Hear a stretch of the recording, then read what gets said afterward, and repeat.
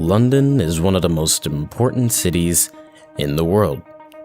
With around 14 million citizens living in the area, London is Europe's most populated city and offers work for millions of people. It's the capital of Great Britain and a prime example of a global city, not only because of the London Stock Exchange, which is Europe's biggest marketplace for currency and shares. To learn more about how London became what it is today, we have to go way back in time. When the Romans invaded Britain in 43 AD, they built a bridge across the Thames. A few years later, a port was built near it. For the Romans, this was an excellent place because the Thames was deep enough to reach the port with the ocean-going ships, but the ocean was still far enough away so that the harbor couldn't easily be attacked. The town, which was founded next to the port in about 50 AD, was Londinium, later renamed to London. About 100 years later, London's population reached 30,000. The population peaked with about 60,000 inhabitants in the 2nd century.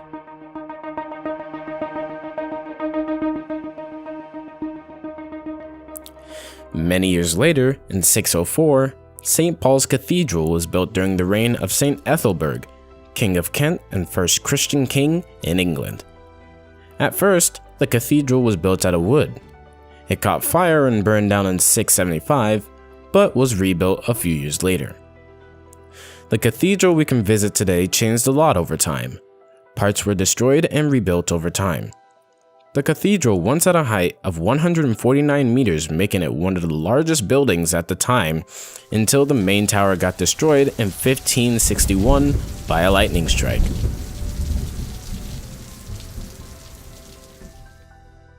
The tower was replaced by a dome, making the cathedral only 111 meters or 365 feet tall. That's 1 foot for every day of the year.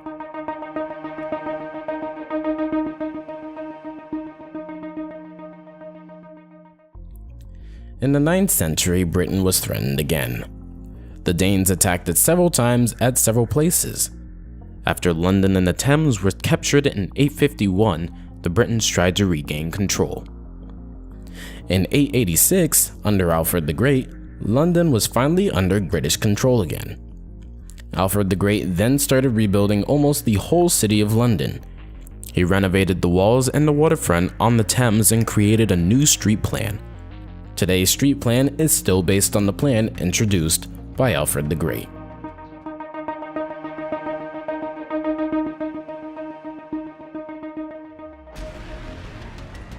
Two centuries later, the Britons were ruled by King Edward the Confessor.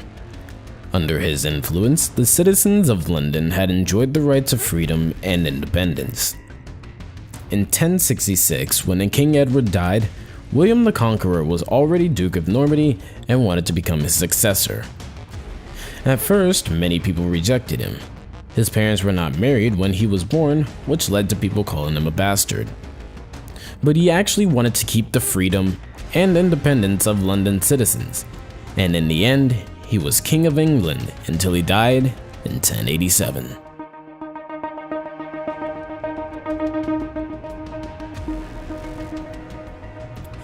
London was built on both sides of the Thames. Since London had been founded, bridges had to be built to connect the two parts of the city. London Bridge is especially popular and important. At its current location, there has been a bridge ever since the Romans founded the city, but over time, it was modernized and rebuilt several times. In 1176, the bridge was rebuilt out of stone to make it more resistant against the many problems with the easily destroyable wooden bridge.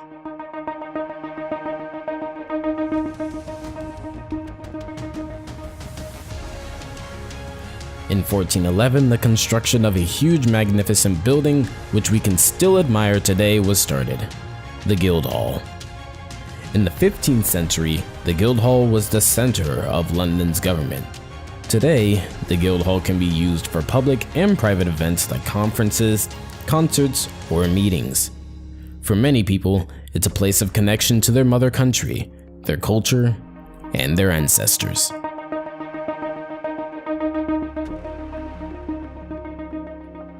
The earliest map of London tells us more about the structure of London in the 16th century. Comparing today's structure of London with the historic architecture can reveal many insights about the historic London. The map uses the bird's eye view perspective, which is very unusual for the time. You can see London as if you were looking out of a plane's window.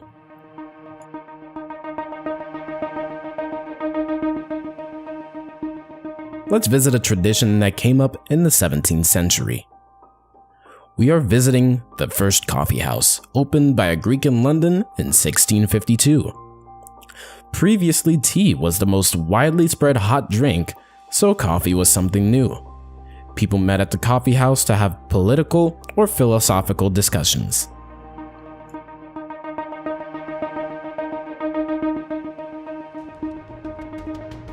Going forward 14 years, on the 2nd September of 1666, a disaster struck in London.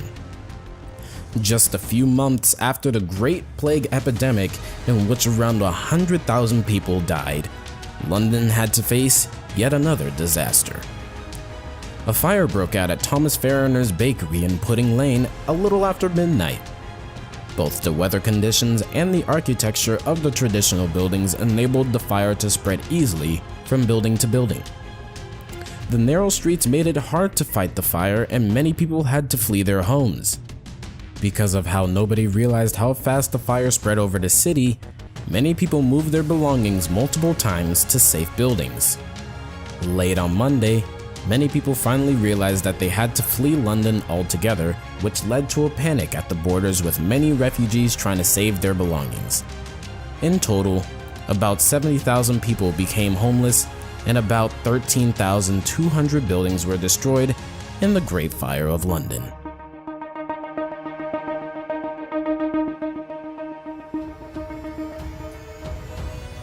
After the fire, the city flourished again.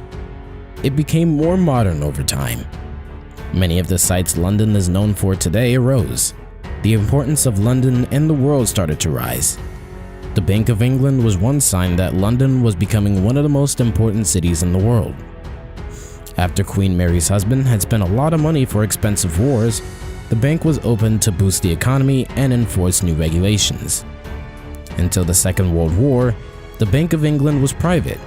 It was and still is responsible for big parts of the economical management of England.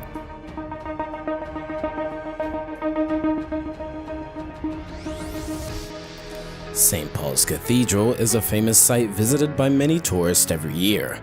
The cathedral was built on the highest point of London, just like the old St. Paul's Cathedral, which lasted over 1400 years. The new cathedral was finished in 1710. It was the first cathedral that was built after the English Reformation. London is known for its red omnibuses, mostly used for sightseeing tours today. Mr. George Shillabeer steered the first omnibus through London in 1829. The buses were pulled by 3 horses. He got the idea from M. Lafitte, who had invented the omnibus in Paris. Later, he got more omnibuses. The buses were modernized but are still iconic for London today.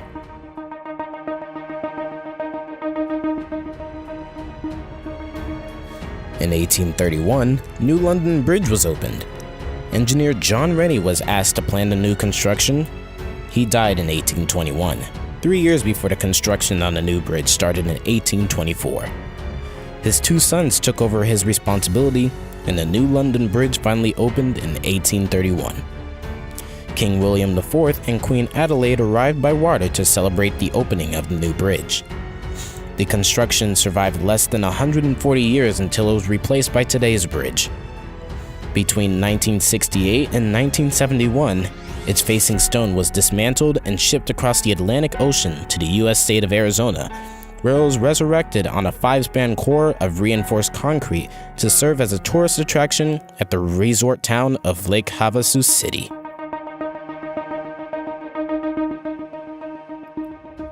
The industrialization took place in the 19th century.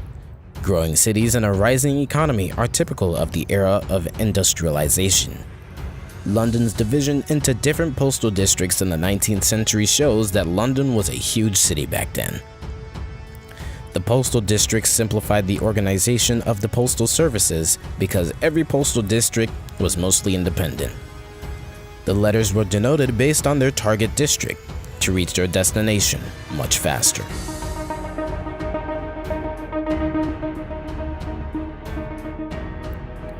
Omnibuses weren't the only way to get from A to B. In 1863, the first underground line between the Paddington and Farringdon Street opened.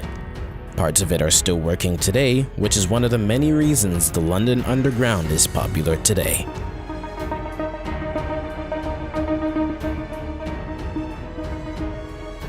One of London's most iconic landmarks is the Tower Bridge. Its design reminds us of a time long before its opening in 1894.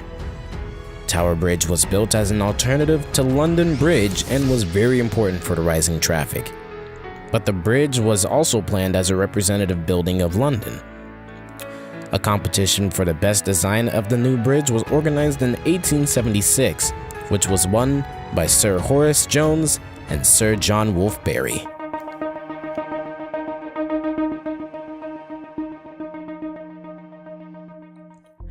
More than 200 years had passed without any catastrophic events in London. World War I began in 1914. Germany played a major role and, among others, was responsible for the war. Germany didn't want a war with England, but England supported Germany's enemies, France and Russia. To threaten the UK, Germany sent a Zeppelin to London at night on May 31st in 1915, which dropped 90 incendiary bombs and 30 grenades. A panic broke out, and 7 people died.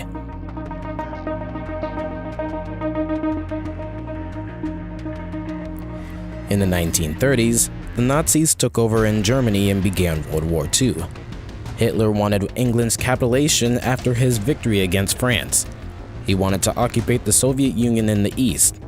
To reach this goal, he wanted to defend all the European countries that could attack Germany during the war with the Soviet Union. Hitler dropped bombs on London in 57 nights from 1940 to 1941. But the UK didn't capitulate. Germany's bombing attacks gave the people in England more of a will to fight against Germany, and at last, Hitler lost the war. After the Second World War, London kept developing to one of the most important cities. London has many landmarks and sites which connect us to the history of the British capital. People have been building bridges in London for over 3,000 years. The bridges, the British culture, and monumental buildings like the St. Paul's Cathedral have defined London. These and many more reasons have helped London become the great city it is today.